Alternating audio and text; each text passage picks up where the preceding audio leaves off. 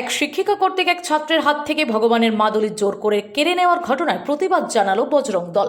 সম্প্রতি রাজধানীর বেসরকারি ইংরেজি মাধ্যম বিদ্যালয় হলিক্রসের অষ্টম শ্রেণীর এক ছাত্রের হাত থেকে বিদ্যালয়ের এক শিক্ষিকা একটি তাবিজ বা মাদুলি জোর করে কেড়ে নেন।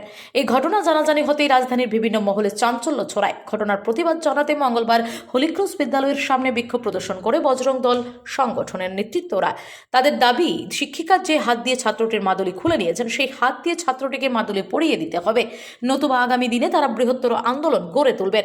এদিন বিক্ষোভ প্রদর্শনে বজরং দলের কর্মী সমর্থকরা বিভিন্ন স্লোগানও তুলেন। শিক্ষিকার এই ধরনের আচরণে হলিক্রস স্কুলের ছাত্রছাত্রী এবং অভিভাবক মহলে তীব্র প্রতিক্রিয়া সৃষ্টি হয়েছে।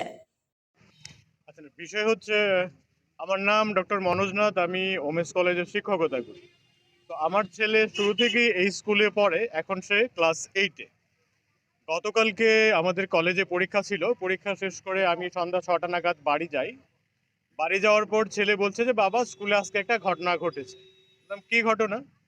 সে বলছে আমার হাতে যে ওমকারের বন্ধনীটা ছিল, আসলে ওর জেঠু অর্থাৎ আমার বড়দা কিছুদিন আগে সোমনাথ মন্দির থেকে গুজরাটের একটা ওমকার বন্ধনী এনে ওকে পরিয়ে দিয়েছিল, বলেছিল তুই এটা আর খুলিস না। তো সে সবসময় এটা বহন করে চলছে, সে কোনোদিন সেটা খোলেনি।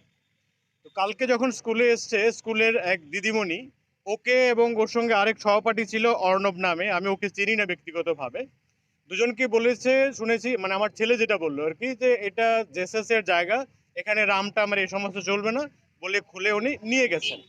এবং এটা দেখে বাদ বাকি বাচ্চাদের যাদের এরকম জিনিস ছিল, সেটা ভয়ে বাচ্চারা সেটা লুকিয়ে ফেলেছে। Bureau report, S Bharat live 24 hours.